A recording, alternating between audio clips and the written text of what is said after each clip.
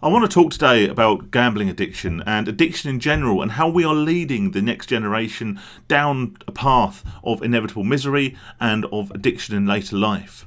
That's what I want to talk about today. Firstly, I hope you're doing all right. I hope you're keeping safe. Hope you're keeping sane. Thank you for all your continued support on the channel. Now, to talk about the subject of today, it might mean I end up rambling a little bit. So if you're one of those people that comments on my videos and says, Phil, just get to the point, stop making your videos so long, then this may not be for you. Just a bit of a heads up. But I think it's an incredibly important subject. It's one I want to talk about, and it's one I want to get your feedback on and get your guys' opinions and ideas about. This whole subject, this whole thought process of mine was triggered when I was, surprise, in my local pub the other day. I saw a table all out for a meal, obviously, gone all out for dinner, and all the kids at the table were sat there on some form of device. Now, it might have been an iPad, or it might have been their parents' phone, or, God forbid, even though some of them are only 4 or 5, who's to say it isn't their own phone, which in and of itself I find absolutely preposterous. But there you go. Maybe I'm just a boomer. Who knows? But here's the thing. Now, the initial impression you get from this, and I'm sure I share this opinion with a huge amount of people, is, well, that's just lazy parenting, isn't it? Basically, using a digital babysitter to keep their child engaged, to keep their child quiet, because they can't be bothered to make conversation with them, they can't be bothered to entertain them, and instead they'd rather sit there and have a drink and relax, rather than, interact and play with their kids, right? And yeah, that's, of course, my first impression most of the time. However, let's just consider for a moment that they didn't allow their children to bring these devices to the table. Okay, the children would become agitated. Dare I say, they may not even get out of the front door without having some sort of tantrum, some sort of flare-up, and possibly resulting in one of the kids saying, I'm not coming out, I'm not doing this, I'm not going there, unless I'm allowed to bring my tablet or my phone. Now, a good clip round the ear, I think, probably wouldn't go amiss in this instance, and certainly I would suggest this may be the result of a failed parenting strategy. But if we dig more deeply, it's very, very likely a sign that child has become addicted to these devices, and more specifically to the applications, the apps on these devices. Now, I'll very quickly relate this to my own experience with gambling addiction. If I was interrupted whilst I was gambling, if I was unable to gamble for any period of time, or if I was effectively deprived of the ability to gamble through maybe my wife had made social plans for us, or I had some family occasion that I couldn't get out of, but I had those urges, I had those real strong urges to gamble, I would become highly irritable. It's very hard to explain, of course, with gambling being such a secret addiction, but I would be, under the surface, I would be seething. I would be incredibly irritable. I'd have a very, very short temper, and this would often come across in the most unfortunate ways, which causes you into, all sorts of social issues. And I think this is the thing that maybe some of these kids are experiencing. They are addicted to these devices, and any attempt to take this addiction away from them, any way of depriving them of this particular source of basically urge satisfaction, if that is indeed a word, which is probably not, is what then leads to outbursts, to kids crying. And dare I say, this has some sort of link and some sort of implications on this massive increase of sort of mental health diagnoses we see in kids, particularly in terms of ADD, ADHD, autism, all of those sorts of things, right? And that's a topic for another day, another video, and possibly a different channel altogether. However, the very fact that children react in such a bad way when we try to take these devices away from them is very much in line with the way that I, as a gambling addict, would have reacted, or would have certainly been struggled to hide had the ability or the opportunity to gamble been taken away from me. And I'm sure in the same way that an alcoholic would struggle, had the ability to have a drink taken away from them. This is obviously why people go into rehab clinics and why we get withdrawal symptoms. So beyond saying it's a failed parenting strategy and lazy parenting, what else can we surmise from this particular situation of all these kids sitting around, on their iPads or on their phones or on their parents' phones or whatever? Now, what I will do is the very boomer thing and saying, look, this wasn't a thing when, I was a kid. When I got taken out to a restaurant or to a pub or wherever, anywhere we used to go as a family, particularly if it was considered a treat, as I believe it probably was more so in those days, I was just absolutely engaged by everything going on around me. I could sit there and read the menu for an hour. I could watch people in the restaurant. I could engage with the surroundings, and that would be entertainment enough. Now, again, it sounds incredibly boomer-like to say, well, in my day, kids were much better behaved. But I don't think that's the whole story. If we go back to those same times, we were living in an era where we had 4 TV channels, or possibly 3. TV programs were generally half hour, an hour long, and there were lots of adverts in there that you had to sit through. Entertainment was a long game. Engagement was a long game. Media was fed in a long form format, and we were able to engage in that respect, and we were able to sit down and watch these long programs without becoming restless. Kids these days are engaged in a much more instantaneous, far more instantaneously gratifying and incredibly more repetitive way.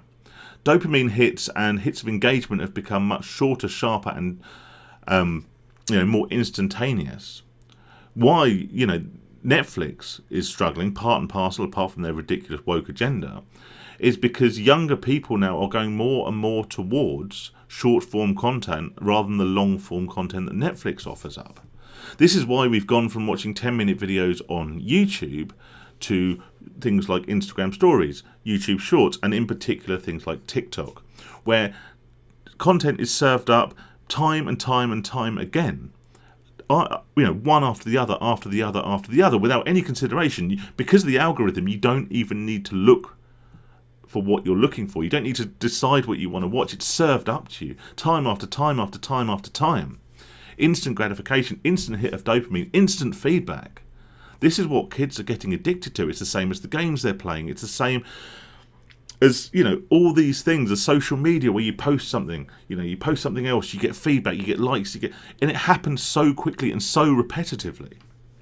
Kids are getting addicted to this, and this is why we see these kids out in public with these effective digital pacifiers, because they're not able to withdraw themselves from that addiction. It's an addiction, but the worst thing about it is we don't see it as one. We don't recognise it. We just think it's the kids being kids and engaging in social media. Ultimately, the interest in things that happen on TikTok, will die off as kids get older. The idea that just watching someone inanely dancing to 6 seconds of a song will no longer be of interest. However, unbeknownst to that person, as they enter sort of their more formative teenage years, that underlying addiction will still very, very much be there. That requirement for instant gratification, dopamine hits time after time after time in such a repetitive nature will still remain. And whilst they may not proactively seek out means by which to replace the content they were previously binging on, the psychology will still very much be in place. The addiction will still be very much in place. It is only then a matter of time where something like gambling becomes the replacement for that formative addiction.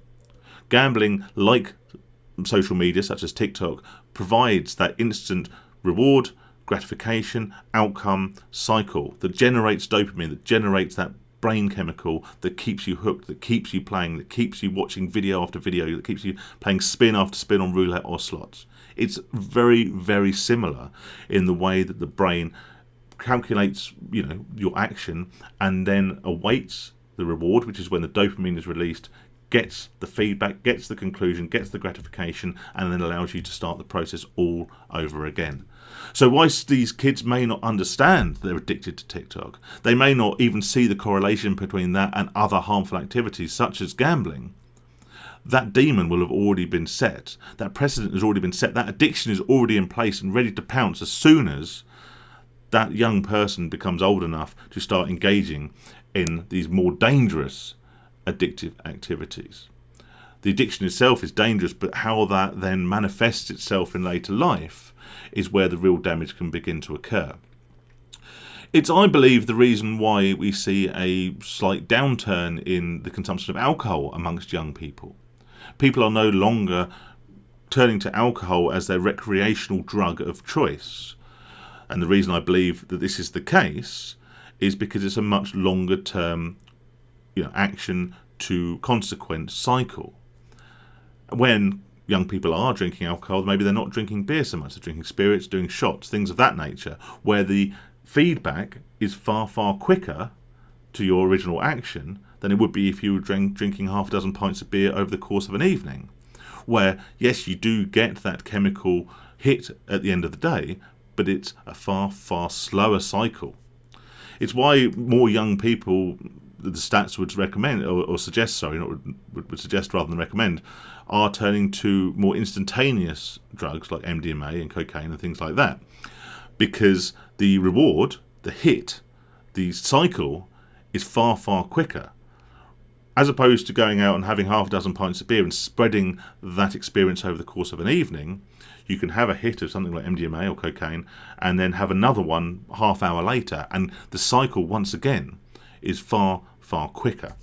I've gone slightly off topic here, but like I say, the reason I decided to make this video and the reason I decided it was something I wanted to talk about is because I have seen this overtaking of kids' time with with tablets and with phones and stuff, and I've always put it down to lazy parenting, and I certainly do think there is an element of that. But once that cycle is set in motion, it becomes more and more and more of a challenge to try and remove that drug from that child's life because they have formed an addiction. I think parents are to blame in many other ways as well. You know, when I was a kid, I think I had a Game Boy or those little LCD games you used to get from toy shops. And not in a million years would I allowed to have been taking that, into a restaurant, out in a public place, maybe in the car if we were going on a long journey, But also I see parents, engaging their kids with the fruit machines in the pub. We've got a couple of fruit machines in the pub, and they're the digital type with the all the games and on the home screen, and they're all very cartoony and all of that sort of thing. And if the kids become restless, what do? They go and hold them up in front of the machine, let them sit in the stall and stare at these screens that so accurately represent the algorithmic layout of the homepage of a social media platform, something like TikTok or YouTube.